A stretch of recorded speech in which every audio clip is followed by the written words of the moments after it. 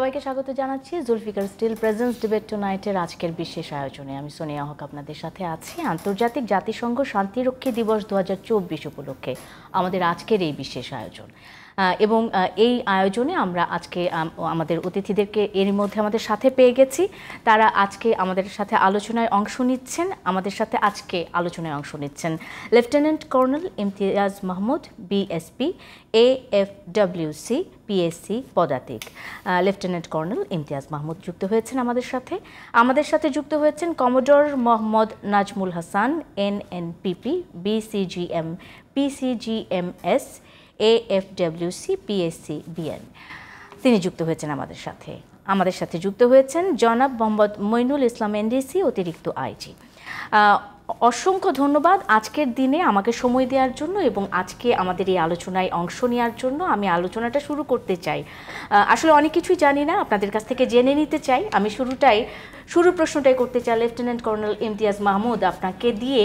সেটি হলো যে আমরা জানি যে জাতিসংঘ শান্তিরক্ষা মিশনে দায়িত্ব পালনকালে বাংলাদেশের যে শান্তিরক্ষীরা রয়েছে মানবতার সেবায় অত্যন্ত প্রশংসিতভাবে তারা তাদের ভূমিকা পালন করে যাচ্ছে এবং আমরা জানি যে প্রত্যন্ত এলাকায় তারা অত্যন্ত সাহসিকতার সাথে অত্যন্ত বিপদসংকুল জায়গাগুলোতে তারা তাদের দায়িত্ব নিষ্ঠার সাথে পালন করে যাচ্ছে। কোন কোন বিষয়গুলো এর পেছনে কাজ করছে বলে আপনার ধারণা, জনাব ইমতিয়াজ মাহমুদ? আপনাকে ধন্যবাদ। আমি একই সাথে ধন্যবাদ জানাচ্ছি জিটিপিকে আমাদের আজকে এখানে আমন্ত্রণ জানানোর জন্য। আমি আমার বক্তব্যের শুরুতেই স্মরণ করতে চাই আমাদের সর্বকালের সর্বশ্রেষ্ঠ বাঙালি জাতির পিতা বঙ্গবন্ধু শেখ মুজিবুর রহমান এবং তার পরিবারের সকল শহীদ সদস্যদেরকে। আমি একই সাথে স্মরণ করছি আমাদের 30 লক্ষ শহীদদেরকে, যাদের আত্মত্যাগের মাধ্যমে আমরা আজকে পেয়েছি এই স্বাধীন দেশ। একই সাথে আমি স্মরণ করছি দেশের নিরাপত্তায় এবং বিশ্ব শান্তি রক্ষায় যে সকল সেনা সদস্যরা শহীদ হয়েছেন তাদেরকে। আপনারা জানেন যে বাংলাদেশ জাতিসংঘ শান্তিরক্ষা মিশনে একটি শীর্ষ পর্যায়ের ট্রুপস কন্ট্রিবিউটিং কান্ট্রি হিসেবে অনেকদিন থেকেই এই অবস্থান ধরে রেখেছে। এই অর্জন আসলে শুরু হয়েছিল আমাদের বঙ্গবন্ধুর দিক নির্দেশনার মাধ্যমে। 1974 সালে বঙ্গবন্ধু শেখ মুজিবুর রহমান একটি অধিবেশনে, জাতিসংঘের অধিবেশনে উনি বলেছিলেন যে বিশ্ব শান্তি রক্ষায় আমাদের সমর্থন সবসময় থাকবে। তার সেই দিক নির্দেশনা আজকে তার সুযোগ্য কন্যা মাননীয় প্রধানমন্ত্রী কিন্তু ধরে রেখেছেন এবং তার দূরদৃষ্টি, তার ঐকান্তিক প্রচেষ্টা এবং সর্বোপরি তার সর্বোচ্চ সহযোগিতার মাধ্যমেই কিন্তু আজকে বাংলাদেশের শান্তিরক্ষীরা বাংলাদেশের যে ব্র্যান্ড হিসেবে তারা পরিচিতি লাভ করেছে এবং তারা বিশ্বের সবার কাছে গ্রহণযোগ্যতা পেয়েছে। আপনি যেই কথাটা বলছিলেন যে আমরা কিভাবে এই সফলতা অর্জন করছি, গত 3 দশক ধরে আমাদের দেশের শান্তিরক্ষীরা নিরলসভাবে বিভিন্ন জায়গায় বিভিন্ন বিশ্বের বিভিন্ন প্রত্যন্ত অঞ্চলে শান্তি রক্ষার কাজে কিন্তু নিয়োজিত রয়েছে। এই পথ চলা কিন্তু আমাদের অনেক চ্যালেঞ্জের মাধ্যমে পার করতে হয়েছে, তারপরে আমরা আজকে এই জায়গায় অবস্থান করতে পারছি।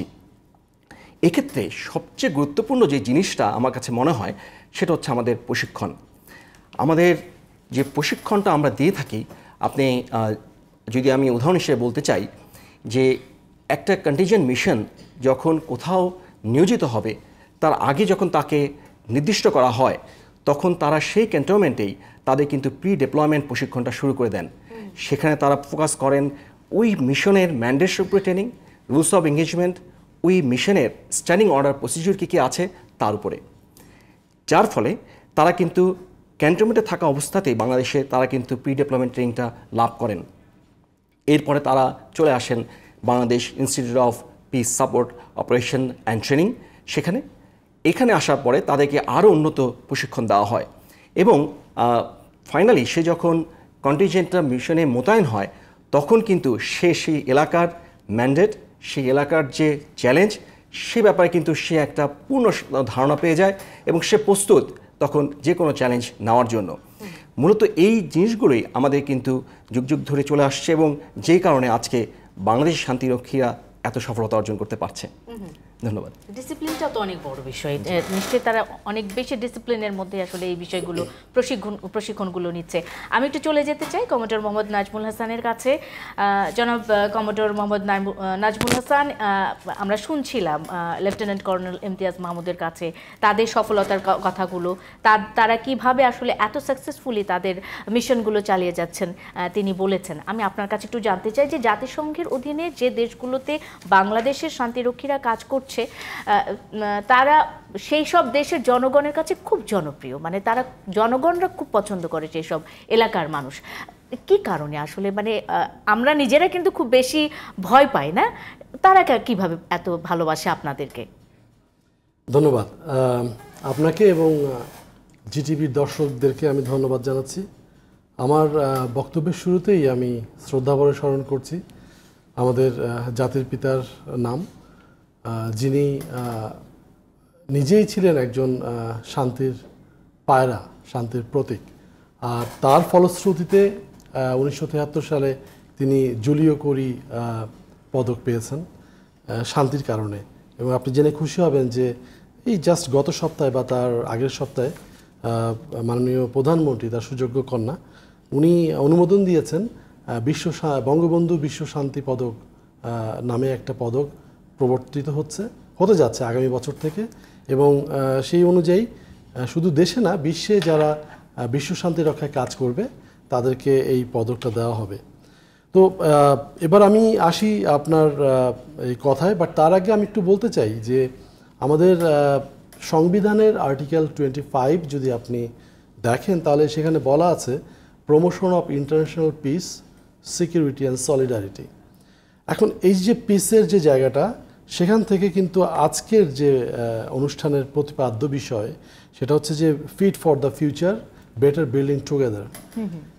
পিস থাকলেই কিন্তু আপনার ডেভেলপমেন্টের ব্যাপারটা আসবে, ফিউচারের যে বেটার বিল্ডিংটা আসবে। সো সেই ধারাবাহিকতায় আমি বলবো যে আমাদের শান্তিরক্ষীরা, আমাদের সশস্ত্র বাহিনী এবং পুলিশের শান্তিরক্ষী বাহিনীরা, অফকোর্স আমরা বাংলাদেশি হিসাবে গর্বিত। বাংলাদেশি হিসাবে আমাদের দুইটা জিনিস কাজ করে মোটা দাগে। আমি এটাকে বলবো হেড এবং হার্ট। আমি হেডের আসপেক্টে যদি বলি তাহলে বলবো যে আমাদের পেশাদারিত্ব এবং প্রশিক্ষণ। আর হার্টের আসপেক্টে যদি বলি তাহলে আমরা আন্তরিক, অতিথিপরায়ণ এবং আমরা এমপ্যাথিক্যালি ব্যাপারগুলো বোঝার চেষ্টা করি। সো যখন আমাদের বাংলাদেশি শান্তিরক্ষীরা যখন এই হেড এবং হার্ট একসাথে মিলিয়ে কাজ করে, সেটা আপনার যে কোনো দেশের শান্তিরক্ষীদের চেয়েও আমাদেরকে কম্পিটিটিভ অ্যাডভান্টেজে অনেক উপরে নিয়ে যায়। এবং যে কারণে আমরা যে কোনো মিশনে, যে কোনো দেশে আমরা খুব সাদরে গৃহীত হই। বাহ, ধন্যবাদ। খুব খুব খুব সুন্দর একটা উত্তর আমি কমোডর মোহাম্মদ নাজমুল হাসানের কাছে পেয়েছি। হেড এবং হার্টের সমন্বয়ে তারা আসলে কাজ করেন এবং এই কারণে সেই দেশের জনগণগুলো যেখানে থাকে তারা তাদেরকে এতটা ভালোবাসা দেয়। আমি একটু আবার ফিরবো নিশ্চয়ই নাজমুল হাসান আপনার কাছে। আমি একটু জনাব মোহাম্মদ মইনুল ইসলাম, এনডিসি অতিরিক্ত আইজি, আপনার কাছে চলে যেতে চাই আলোচনায়। আমি একটু আপনাদের ভূমিকাটা জানতে চাই, পুলিশের ভূমিকাটা জাতিসংঘ শান্তিরক্ষী মিশনে কিভাবে কাজ করছে পুলিশ, এবং আপনি ঠিক আপনার ব্যক্তিগত যদি অভিজ্ঞতাটা আমাদের সাথে শেয়ার করতেন অনেক সুবিধা হতো জানতে। ধন্যবাদ আপনাকে। আজকে এই ধরনের একটি মর্যাদাপূর্ণ অনুষ্ঠান যেখানে শান্তিরক্ষীদের স্মরণ করা হচ্ছে, এই অনুষ্ঠানে আমাকে আমন্ত্রণ জানার জন্য আমি জিটিভিকে ধন্যবাদ জানাচ্ছি। আজকে বাংলাদেশ পুলিশের আপনি যে শান্তিরক্ষা মিশনে যে অবদান এই বিষয়ে জানতে চেয়েছেন, তো আমি এই দিবসের শুরুতেই প্রথমেই আমি আজকের আমার বক্তব্যের শুরুতেই গভীর শ্রদ্ধাভরে স্মরণ করতে চাই জাতির পিতা বঙ্গবন্ধু শেখ মুজিবুর রহমানকে, যিনি নিজেই একজন শান্তির আদর্শ প্রতীক হিসেবে সারাটি জীবন সংগ্রাম করে গেছেন এবং শুধুমাত্র বাঙালি জাতির শ্রেষ্ঠ সন্তান হিসাবে না, তিনি পৃথিবীর যে কোনো জায়গায় যেখানে নির্যাতিত নিপীড়িত মানুষ আছে তাদের জন্য তিনি আজীবন সংগ্রাম করে গেছেন এবং তাদের কথা বিশ্ব দরবারে তুলে ধরেছেন। এই কারণেই তাকে কিন্তু জুলিও কোরি শান্তি পদক ভূষিত করা হয়েছিল। সেই একই যে আমাদের জাতির পিতার আদর্শ সেটি কিন্তু আমাদের সংবিধানেও বলা হয়েছে। সংবিধানের যে আন্তর্জাতিক শান্তি এবং সংহতির জন্য আমাদের যে সংগ্রাম সেটিকে সাংবিধানিক স্বীকৃতি দেওয়া হয়েছে এবং সংবিধানে সেটি উল্লেখ করা হয়েছে, যেটি আমাদের অলরেডি নাজমুল ভাই বলেছেন, article 25 of the constitution of Bangladesh. এবং আমাদের সংবিধানে যে প্রিয়াম্বেলে কিন্তু সে কথা বলা আছে। তো আমি এখন সরাসরি আমাদের বাংলাদেশ পুলিশের যে অবদান শান্তিরক্ষা মিশনে কবে থেকে যাত্রা শুরু হলো সে এবারে কিছু বলতে চাই। বাংলাদেশ পুলিশ ইনফ্যাক্ট আমাদের কিন্তু যে মিশনের যে কার্যক্রম, এটা আপনারা জেনে থাকবেন যে এটা কিন্তু 1948 সাল, আজকে যে দিবসটাকে আমরা উদযাপন করছি, এই দিবসটার মূল যে অন্তর্নিহিত যে শক্তির উৎসটা সেটা কিন্তু 1948 সালের এই দিনে, অর্থাৎ 29শে মে জাতিসংঘ মিশন শুরু হয়েছে প্রথম। সেটি মিডল ইস্টে ইসরায়েল এবং তার সঙ্গে যেসব মিডল ইস্টার্ন কান্ট্রি ছিল তাদেরকে যে ট্রুথ সুপারভিশনের জন্য একটি শান্তিরক্ষী মিশন, সেটি কিন্তু এখনও বলবৎ আছে। ওল্ডেস্ট মিশন, বাট এখনও সেই মিশনের কার্যক্রম চলছে। তো সেই দিবসের স্মরণে প্রথম শুরু হয়েছিল 1948 সালে 29শে মে। আর বাংলাদেশ সেনাবাহিনী প্রথমে এই মিশনে যাওয়া শুরু করে এবং সেনাবাহিনী 1988 সালে যাওয়ার পরেই পরবর্তী বছরেই কিন্তু আমরা বাংলাদেশ পুলিশ জাতিসংঘ মিশনে আমরা পুলিশ পিসকিপার প্রেরণ করি। প্রথম শান্তিরক্ষা মিশন ছিল আমাদের যখন সাউথ আফ্রিকা থেকে নামিবিয়া আলাদা স্বাধীন হয়ে যায়, সেই যে স্বাধীনতা যে ট্রানজিশন পিরিয়ড সেটাকে সুপারভাইজ করার জন্য তখন সেই মিশনটা ছিল নামিবিয়ার সঙ্গে ট্রানজিশন অ্যাসিস্ট্যান্স গ্রুপ বলা হতো আর কি, UN transition assistance group, UNTAG mission নামিবিয়ায়। এবং সেখানে আমাদের 60 জন শান্তিরক্ষী ছিল এবং তারা সাকসেসফুলি আমাদের কিন্তু একটা, আমরা সেই পদাঙ্ক এখন অনুসরণ করতেছি। ইতিমধ্যে আফ্রিকা, এশিয়া, মধ্যপ্রাচ্য এবং আপনি জানেন বলকান অঞ্চল, যেটি অত্যন্ত ঝঞ্ঝা বিক্ষুব্ধ ছিল ফরমার ইউগোস্লাভিয়া ভেঙে যাওয়ার পর, সেখানে কিন্তু অনেকগুলি মিশন চালু হয়েছিল, যেটি ইউরোপের মিশন বলা হয় আর কি, যেগুলিকে যেমন Kosovo, Yugoslavia, Croatia, Bosnia Herzegovina, সেই মিশনগুলি সহ এশিয়া, আফ্রিকা, মধ্য আমেরিকা, হাইতি, প্রতিটা মিশনে কিন্তু বাংলাদেশ পুলিশ অংশ নিয়েছে। এবং একটা পর্যায়ে আমরা কিন্তু এই যে মিশনে অংশগ্রহণের ব্যাপারটা, এটা কিন্তু একটা ক্রমান্বয়ে ক্রমাগত একটা ইভলিউশন মধ্যে গেছে। অর্থাৎ প্রথম যখন আমরা মিশনে অংশ নিই সেটা ছিল, আমরা বলতাম সিপপল, সিভিলিয়ান পুলিশ অফিসার।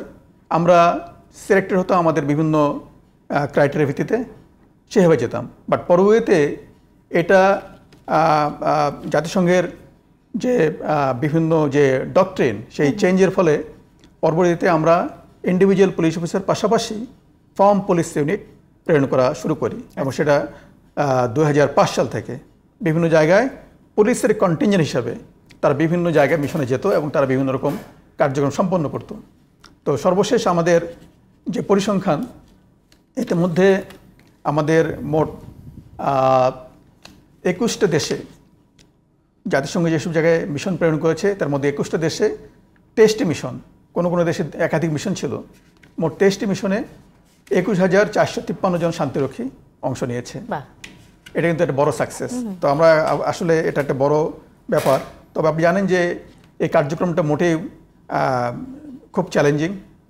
এই মিশনে অংশগ্রহণ করতে যে আমাদের অনেক পিসকিপার, যেটা সেনাবাহিনীর সংখ্যাটা অনেক বেশি, আমাদের পুলিশ বাহিনীরও 24 জন পিসকিপার তারা কিন্তু কিল্ড ইন অ্যাকশন, তারা শান্তিরক্ষা মিশন চরম আত্মোৎসর্গ দিয়েছে সে মিশনে যে, এবং অসংখ্য পিসকিপার তারা আহত হয়েছে, পঙ্গুত্ববরণ করেছে।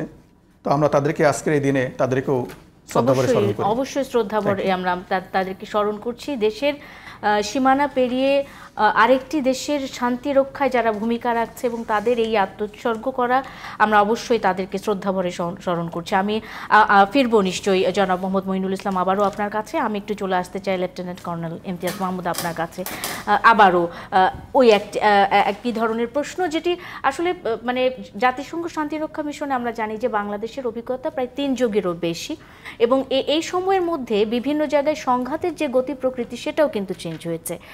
এই বিষয়গুলো কিভাবে আপনারা ম্যানেজ করেন? আপনি আসলে ঠিকই বলেছেন যে বর্তমান সময়ে যে শান্তিরক্ষা মিশন বা কার্যক্রম যে চলছে তা অতীতের যে কোনো সময় থেকেই অত্যন্ত চ্যালেঞ্জিং হয়ে দাঁড়িয়েছে। পিসকিপিং মিশন শুরু হওয়ার পর থেকে এই যেটা একটু আগে উনি বললেন 1948 সাল থেকে আজ পর্যন্ত আমরা যদি এর গতি প্রকৃতিকে 3 ভাগে ভাগ করি তাহলে আমরা দেখব যে 1948 সাল থেকে 90 দশকের শুরু পর্যন্ত যে সংঘাতটা ছিল সেটা মূলত ছিল আন্তঃরাষ্ট্রীয়, এবং যেখানে আমরা ট্র্যাডিশনাল পিস কিপিং করতাম, দুটো দেশ তাদের মধ্যে বাউন্ডারিতে কোনো সমস্যা আমরা সেখানে আমাদের ফোর্স মোতায়েন করতাম এবং তাদেরকে সংঘাত থেকে বিরত রাখতাম। এর পরবর্তী সময় থেকে 2010 পর্যন্ত যে সময়টা, তখন আমরা দেখলাম যে আন্তঃরাষ্ট্রীয় সমস্যার পাশাপাশি ইন্ট্রাস্টেট যে সমস্যাগুলো সেগুলো প্রকট হয়ে উঠছে, এবং এক্ষেত্রে সংঘাতের সময় সিভিলিয়ানদেরকেও টার্গেট করা হচ্ছে। আপনি যদি সেই সময়কার সিচুয়েশনগুলো একটু পর্যালোচনা করেন তাহলে দেখবেন যে সেই সময় কিন্তু বড় বড় বেশ কয়েকটা জেনোসাইড হয়েছে, like Rwanda genocide, Kosovo war ইত্যাদি কিন্তু সেই সময় হয়েছে। সো এর প্রেক্ষিতে জাতিসংঘ তখন যে ট্র্যাডিশনাল পিস কিপিং সেখান থেকে রোবাস্ট পিস কিপিংয়ের দিকে শিফট করা শুরু করে, এবং 2010 সালে পরবর্তী সময়ে এই ইন্টারস্টেট কনফ্লিক্টগুলো আরও বেড়ে যায়, অ্যাসিমেট্রিক থ্রেট আরও বেড়ে যায়, এবং সিভিলিয়ানদের পাশাপাশি তখন কিন্তু শান্তিরক্ষীদেরকেও টার্গেট করা হয়। আপনি যদি দেখবেন যে 2013 থেকে 2017 পর্যন্ত আমাদের অনেক শান্তিরক্ষী হতাহতের ঘটনা ঘটেছে। মানে শান্তিরক্ষী বাহিনী মানে যারা আছেন শান্তিরক্ষীতে তাদেরকেও টার্গেট করা হয়। আচ্ছা, এবং এই সময়টা কিন্তু আমাদের হতাহতের সংখ্যা তুলনামূলকভাবে অনেক বেশি। ইভেন আমার মনে আছে যে কঙ্গোতেও এই সময় তানজানিয়ার একসাথে 14 জন শান্তিরক্ষী মারা যায়। সুতরাং এর পরবর্তীতে আমাদের কিন্তু এখন মিশনটা অনেক বেশি চ্যালেঞ্জিং হয়ে দাঁড়িয়েছে, এবং প্রযুক্তির দ্রুত প্রসার এবং এর অগ্রযাত্রার ফলে বিভিন্ন রাষ্ট্রীয় এবং অরাষ্ট্রীয় অপশক্তি আমাদের জন্য একটা হুমকি হিসেবে দাঁড়িয়ে গেছে।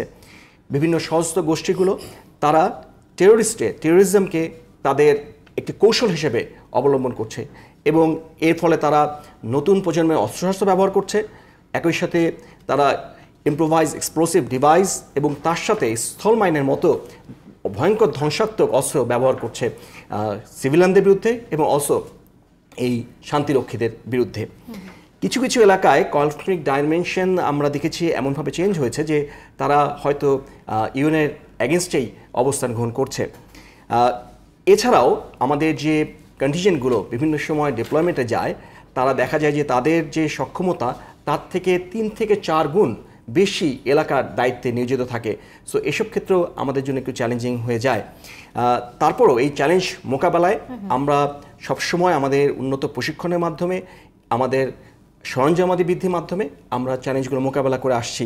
এবং আপনি জানেন আমাদের মাননীয় প্রধানমন্ত্রী তার দূরদৃষ্টি এবং আমাদের কূটনৈতিক উদ্যোগের ফলে আমাদের কিন্তু সক্ষমতা অনেক বেড়ে গেছে এখন আগের তুলনায়। এবং একই সাথে আমি যোগ করতে চাই যে আমাদের সম্মানিত সেনাবাহিনী প্রধান তিনিও কিন্তু জাতিসংঘ সদর দপ্তর ছাড়াও যে সকল দেশে আমাদের এই মুহূর্তে মিশন চলমান রয়েছে সেই দেশের সামরিক এবং অসামরিক নেতৃবৃন্দের সাথে যোগাযোগ রক্ষা করছেন, যার ফলে এই ধরনের চ্যালেঞ্জ মোকাবেলায় আমরা কিন্তু সক্ষম হচ্ছি। লেফটেন্যান্ট কর্নেল ইমতিয়াজ মাহমুদ, আপনাদের অভিজ্ঞতা এবং আপনারা কিভাবে কাজগুলো করছেন সে বিষয়গুলো জানতে আমি কমোডর মোহাম্মদ নাজমুল হাসানের কাছে চলে যেতে চাই। জনাব নাজমুল হাসান, আমি যদি আসলে একদম সুনির্দিষ্টভাবে বাংলাদেশ নৌবাহিনীর ভূমিকা বা মিশনগুলোতে তারা কিভাবে তাদের কাজগুলো করছে, কোন কোন দেশে করছে, কিভাবে করছে, এই বিষয়টা যদি জানতে চাই, আপনার প্রশ্নের উত্তরটা কি হবে আপনার কাছে একটু জানতে চাই। ধন্যবাদ। আমাদের মিশনের যাত্রা শুরু হয়েছিল 1993 সালে মোজাম্বিকে মিলিটারি অবজারভার প্রেরণের মাধ্যমে আমরা যাত্রা শুরু করি, এবং এ পর্যন্ত প্রায় 31টি মিশনে আমাদের 7057 জন নৌবাহিনীর সদস্য মিশন সম্পন্ন করেছে।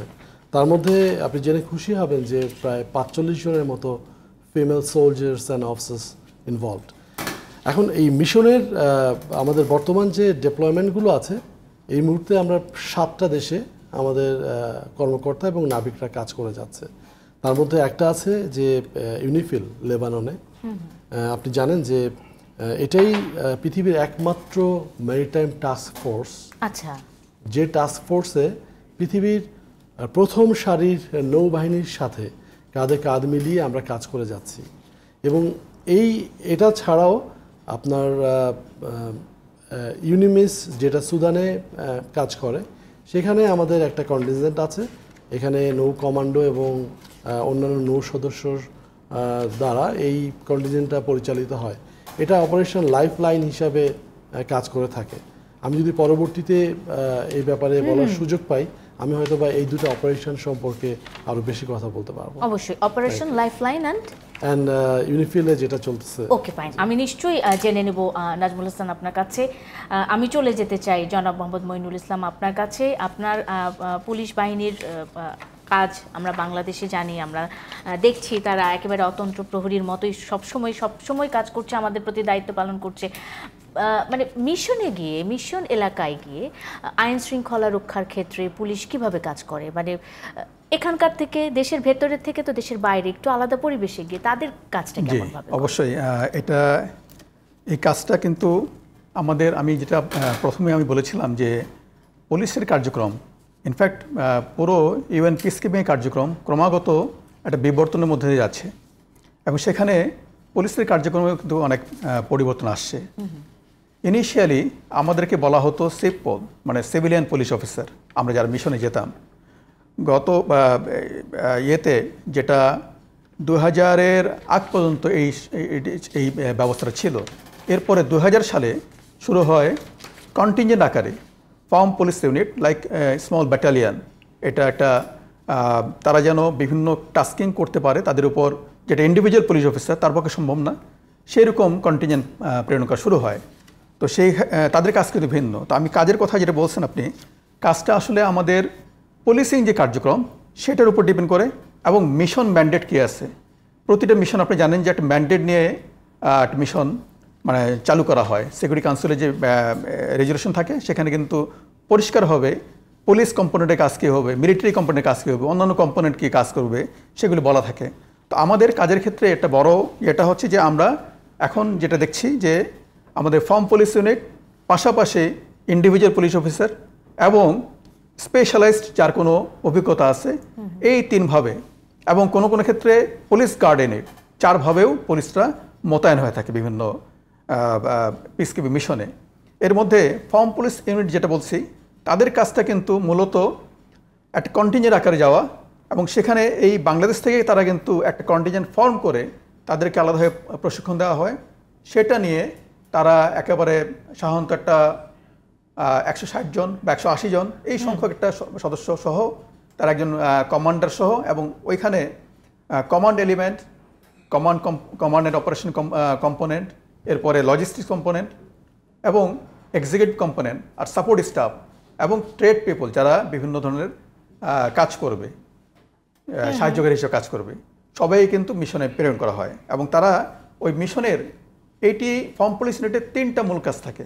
একটা হচ্ছে ইউনাইটেড নেশনসের যে পার্সোনালগুলি থাকে ওখানে এবং যে অ্যাসেট বা যে ফ্যাসিলিটিসগুলি থাকে সেগুলিকে প্রোটেকশন দেওয়া, নিরাপত্তা দেওয়া। এরপরে আমাদের প্রধানতম কাজ হচ্ছে প্রোটেকশন অফ সিভিলিয়ান, ওই এলাকার জনগণের নিরাপত্তা বিধান করা এবং আমাদের বিভিন্ন রকম পুলিশ অভিযান পরিচালনা করা, সাপোর্ট পুলিশ অপারেশনস। এবং সেটা হচ্ছে বিভিন্ন, আপনি জানেন যে আমরা বাংলাদেশে যেটা করে থাকি, কোথাও যদি আইন শৃঙ্খলা পরিস্থিতি উদ্ভব হয় ঠিক তেমনি কিন্তু মিশন এলাকায় এই কাজগুলি করে থাকি। সুতরাং এই কাজগুলি আমরা করতে হয়। এটা তো একটু রিস্কিও হয়ে যায়, কারণ তো রিস্কি তো অবশ্যই। সেই কারণে ফার্ম পুলিশ যখন যায় তখন কিন্তু এখানে তারা major equipment, self sustained equipment থেকে আরম্ভ করে সব কিছু নিয়ে যায়। এবং আমরা যখন রোটেশন করতেছি মিশনে কিন্তু ওই জিনিসপত্রগুলো আছে, ম্যান পাওয়ারগুলি চলে আসে, আবার ওদেরকে রিপ্লেস করে অন্য একটা কন্টিনজেন্ট যে এভাবে কিন্তু কার্যক্রম করা হয়। আর আপনি প্রথম প্রশ্ন যে জানতে এসেছিলেন যে আমার মিশন অভিজ্ঞতা, আমি সে সময় হয়তো একটু বলি নাই, তো আমি একটু বলতে চাই যে আমি কিন্তু আসলে আমার সৌভাগ্য হয়েছে 2টা মিশন করার।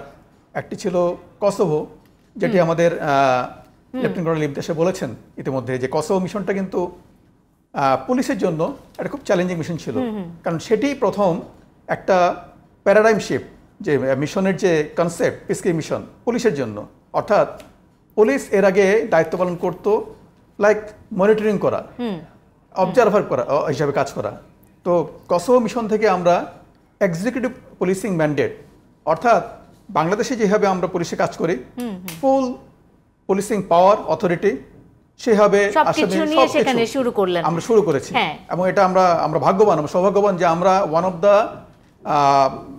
কন্টিনজেন্টস, ফার্স্ট কন্টিনজেন্টস, মানে আপনারাই যারা প্রথম আমরা ছিলেন। প্রথম গেছি ওখানে। ওকে, ফাইন। আমরা আরো আপনাদের অভিজ্ঞতার কথাগুলো শুনবো। একটা ছোট্ট বিরতির সময় হয়েছে আজকের জুলফিকার স্টিল প্রেজেন্স ডিবেট টুনাইটের আজকের এই বিশেষ আয়োজনে একটা ছোট্ট বিরতির সময় হয়েছে, সঙ্গে থাকুন। বিরতির পর স্বাগত আরেকবার, দেখছেন Zulfikar still presence debate tonight. জাতিসংঘ শান্তিরক্ষী দিবস 2024 উপলক্ষে আমাদের আজকের এই বিশেষ আয়োজনটি, এবং আমার অতিথিরা এরই মধ্যে আমার সাথে যুক্ত আছেন, তারা কথা বলছেন, তাদের অভিজ্ঞতা তারা আমাদের সাথে শেয়ার করছেন। আমি এই অংশে চলে যেতে চাই লেফটেন্যান্ট কর্নেল ইমতিয়াজ মাহমুদ আপনার কাছে।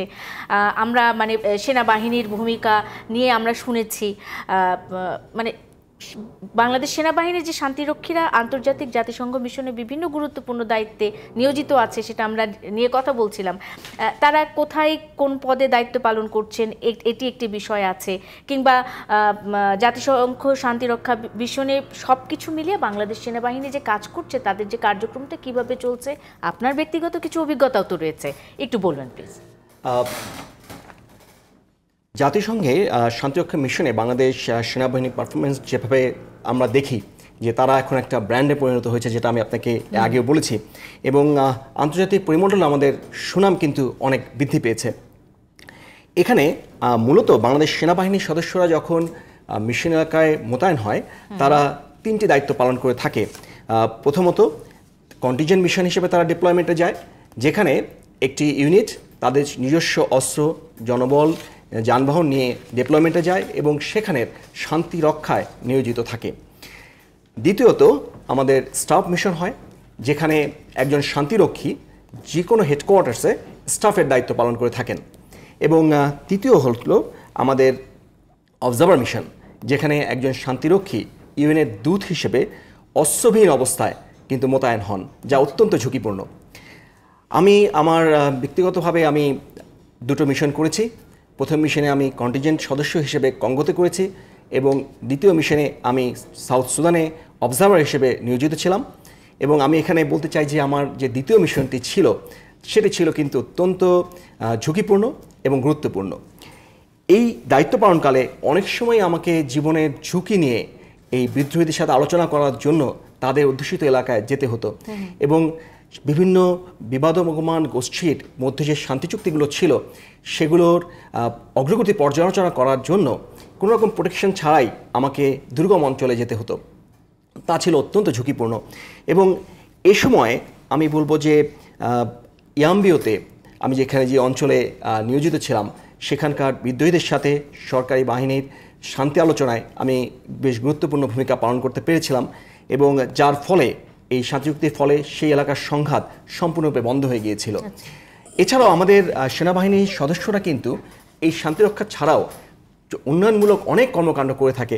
আপনারা জেনে খুশি হবেন যে গত বছর মার্চ মাসে আমাদের সম্মানিত সেনাবাহিনী প্রধানের নির্দেশনায় আমরা সম্পূর্ণ নিজেদের অর্থায়নে, নিজেদের ব্যবস্থাপনায় সুদানে আমরা কিন্তু বঙ্গবন্ধু ফ্রি ক্লিনিক স্থাপন করেছি, যার ফলে সেখানকার স্থানীয় মানুষজন খুব সহজেই ভালো চিকিৎসা পাওয়ার পর তাদের জন্য সুগম হয়েছিল।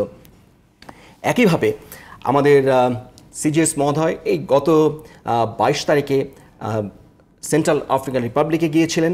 সেখানে তিনি আরেকটি বঙ্গবন্ধু ফ্রি ক্লিনিকের কাজের উদ্বোধন শুরু করে দিয়ে এসেছিলেন, এবং আমি আশাবাদী যে খুব শীঘ্রই হয়তো সেটাও ফাংশনাল হিসেবে কাজ করবে।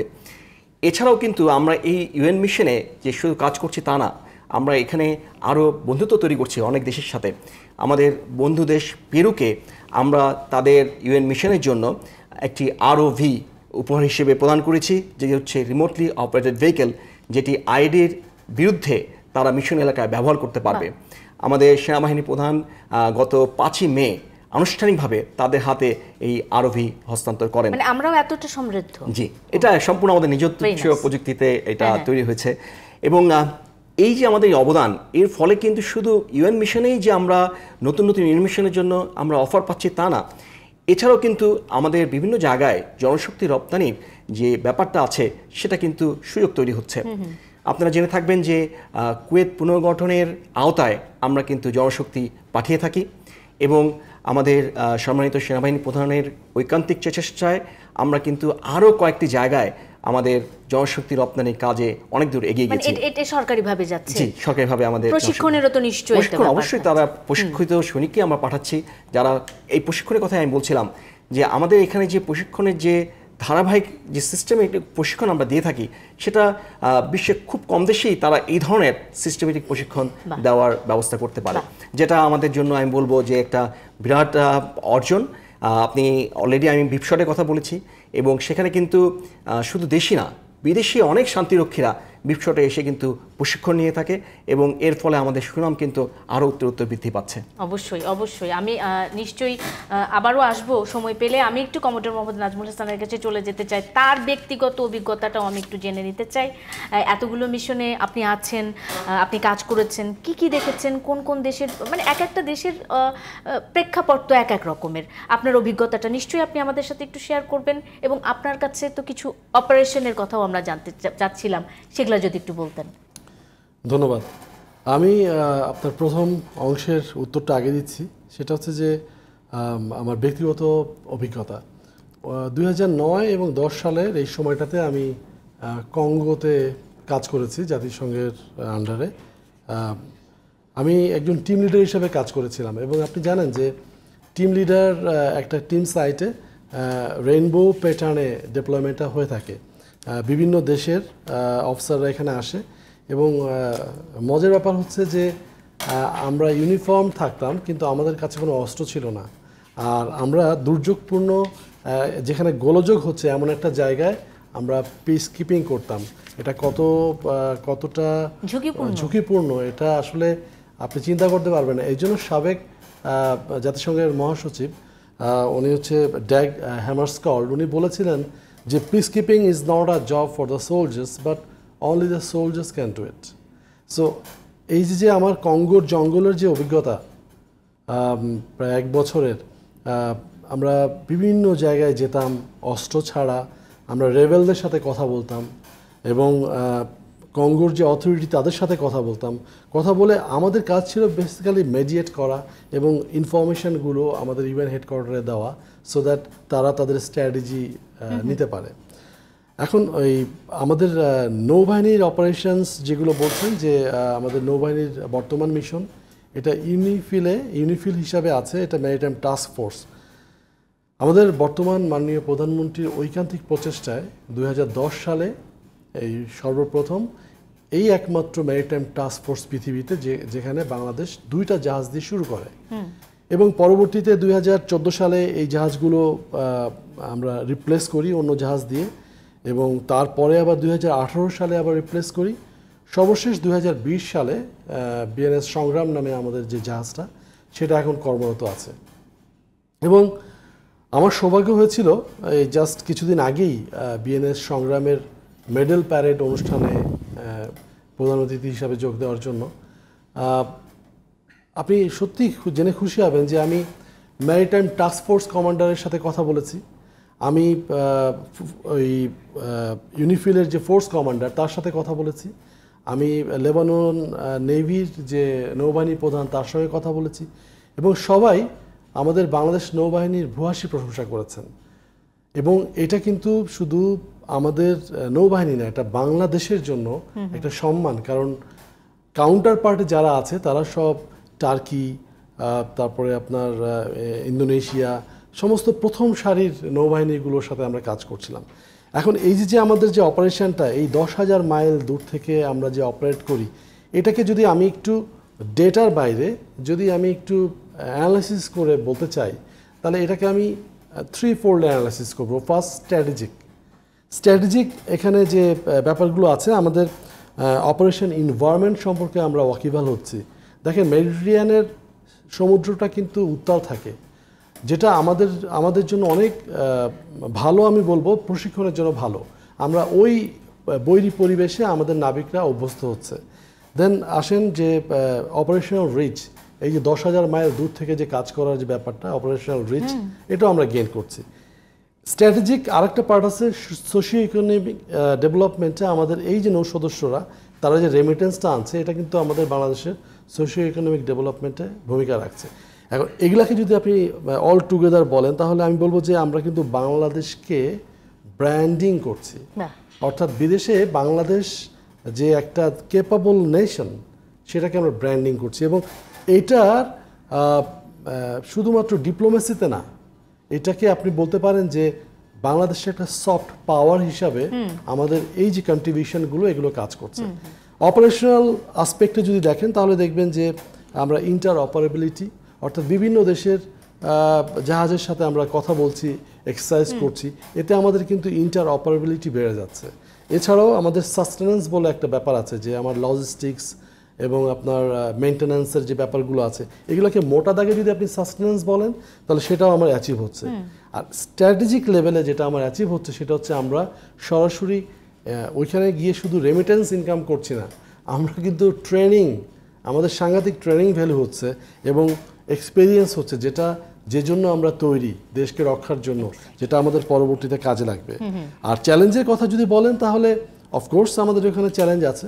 প্রথমেই আমি বলবো কালচারাল শক একটা বড় চ্যালেঞ্জ, বাট ওই যে আমি শুরুতেই বলেছি হেড এবং হার্ট, আমরা যেহেতু বাঙালি জাতি হিসাবে আমরা হেড এবং হার্ট দিয়ে চলতে অভ্যস্ত, আমরা খুব দ্রুত এই কালচারাল শকটা ওভারকাম করে ফেলি, আমরা খুব দ্রুত পারি, মানে মিশে যেতে পারি মানুষের সাথে। আমি ফিরবো নিশ্চয়ই, আবারও একদম অল্প করে কিছু শুনতে আমি নিশ্চয়ই নাজমুল হোসেন আপনার কাছে ফিরে আসবো।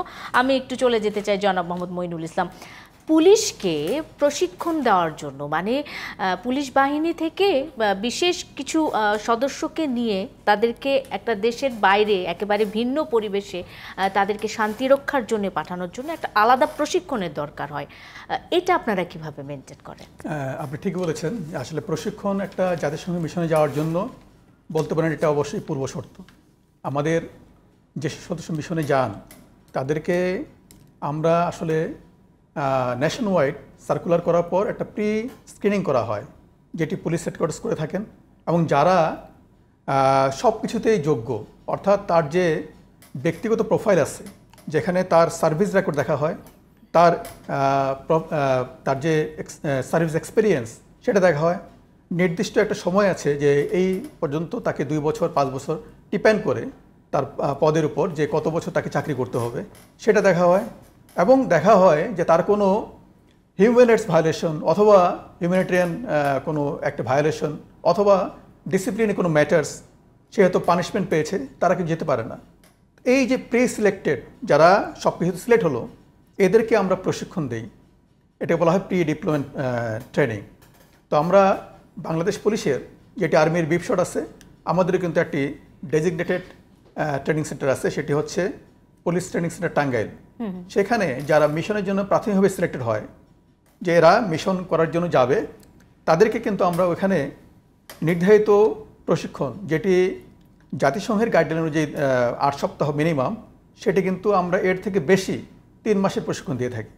এবং সেই প্রশিক্ষণে মূলত মিশন ম্যান্ডেট অনুযায়ী সে কী কাজ করবে সেটি যেমন সেখানে তাকে শেখানো হয়, পাশাপাশি তার যে ওভারঅল পুলিশিং কার্যক্রম সেটি জানানো হয়, এবং এর সঙ্গে জাতিসংঘের যেসব জাতিসংঘ সম্পর্কে, জাতিসংঘ পিস কিপিং মিশন সম্পর্কে তাই কিন্তু জানানো হয়।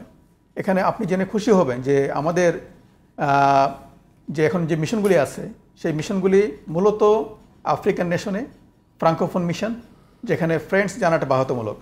এবং এই যেহেতু মিশন যেতে হবে এবং সবাই মিশন যেতে আগ্রহী, সে কারণে কিন্তু বাংলাদেশ পুলিশের একটা বিপুল সংখ্যক সদস্য তারা আজকে বাংলা ইংরেজির পাশাপাশি ফ্রেঞ্চ ভাষায় দক্ষ, এবং B1 লেভেলের তাদের প্রফিসিয়েন্সি সেটা কিন্তু অনেক উঁচু স্তরের। তারা ফ্লুয়েন্টলি কথা বলতে পারে ফ্রেন্ডসে, তারা ইজিলি কমিউনিকেট করতে পারে, লিখতে পারে, রিপোর্ট দিতে পারে, সেই দেশের ভাষাও তাদেরকে শেখানো, এবং সেই দেশের ভাষা বলতে মানে জাতিসংঘের ভাষা আর কি। আর সে দেশের ভাষা যদি জানে সেটা একটা অ্যাডেড একটা সুবিধা আর কি তার জন্য। তো মূলত তাদের যে মানে অফিসিয়াল ল্যাঙ্গুয়েজ আইদার ইংরেজি অর ফ্রেঞ্চ, সাধারণত এগুলি তাকে শিখতেই হবে।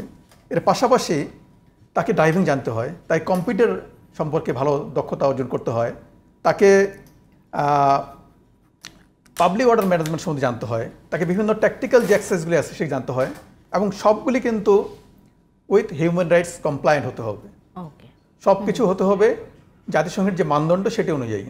সুতরাং এটা কিন্তু এই প্রশিক্ষণটা সহজ না। আর সবচেয়ে বড় কথা যে প্রতিটা প্রশিক্ষণ শেষে জাতিসংঘের টিম কর্তৃক এদেরকে অ্যাসেস করা হয়, আচ্ছা, এবং তারাই কিন্তু পাস ফেল নির্ধারণ করে। সুতরাং ওই জায়গায় যদি আমি পাস না করি, প্রতিটা যে কোনো পর্যায়ে, সাপোজ একজন 3টা পর্যায়ে পার হয়ে গেছে, সে ওরাল ইন্টারভিউ পার হয়ে গেছে, সে কম্পিউটার পার হয়ে গেছে, সে তো শুটিংয়ে ফেল করলো, বাদ। মানে সেখানে একটা স্বচ্ছতার একটা বিষয় থাকে। অবশ্যই, অবশ্যই। এবং এখানে তো আমরা না, এখানে বাইরের যারা জাতিসংঘের সিলেকশন টিম আছে তারাই কিন্তু এদেরকে একেবারে তাদেরকে নির্বাচন করে। সেই মানের যে সদস্যরা তাদেরকেই পাঠানো হয়। অসংখ্য ধন্যবাদ। আমি একটু আরেকটা বিষয় আমি জাস্ট একটু বলবো, সেটি হচ্ছে যে আমাদের এই প্রশিক্ষণটা যেমন ওখানে আমরা প্রি ডিপ্লোমা ট্রেনিং দেই, পাশাপাশি আমরা কিন্তু অনলাইন প্রশিক্ষণ দিয়ে থাকি এদেরকে। এটা আমরা অলরেডি আমরা net piece operations training institute নামে একটা সংস্থা আছে, এই সংস্থার সঙ্গে আমরা একটা অ্যাফিলিয়েশন আছে আমাদের। তার মাধ্যমে যে মিশনে যেতে চায়, পিসকে মিশনে যেতে চায়, তারা কিন্তু অনলাইন প্রশিক্ষণ নিতে পারে। বাহ, নতুন সংযোজন এটা নিশ্চয়ই। এটা খুব বেশি দিন আগে না। এটা অসংখ্য ধন্যবাদ। আমি আসলে একেবারে ছোট ছোট করে 30 সেকেন্ড করে আমি প্রত্যেকের কাছ থেকে আরেকটি প্রশ্ন জানতে চাই। আমি একটু লেফটেন্যান্ট কর্নেল ইমতিয়াজ মাহমুদ, যেমন নাজমুল হাসান বলছিলেন যে তাদের বাহিনীতে নারীরা একেবারে সমানভাবে কাজ করছে, বেশ অনেক বড় পরিসরে কাজ করছে। আপনাদের কি খবর?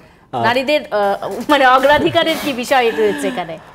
আপনি আসলে জেনে খুশি হবেন না যে জাতিসংঘ কিন্তু তাদের জেন্ডার মেইন স্ট্রিমিং যে কর্মশালা, যার যে রূপরেখা তারা নির্ধারণ করেছেন, সেখানে তারা 2018 থেকে 2028 পর্যন্ত কি পরিমাণ ফিমেল পিস কিপার্স আমাদের এই মিশন এরিয়াতে ডিপ্লয়মেন্ট হবে তার কিন্তু একটা রূপরেখা তারা দিয়েছেন।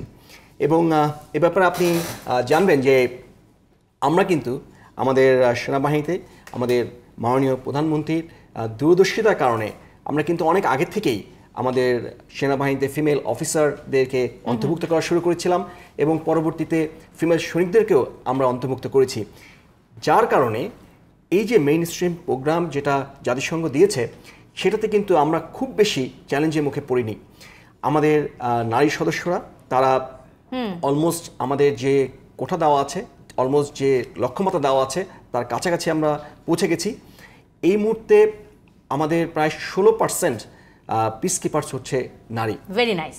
এখানে থামিয়ে দিতে চাই, সময় একেবারে শেষ। আমি একটু কি চলে যেতে চাই জনাব মোহাম্মদ মইনুল ইসলাম, কারণ আমি তো নাজমুল হাসানের কাছে জেনে গেছি সেখানে নারী সদস্যরা অংশগ্রহণ করছেন। পুলিশের কি অবস্থা? নারীদের সম্পর্কে জানতে চাচ্ছেন পুলিশে?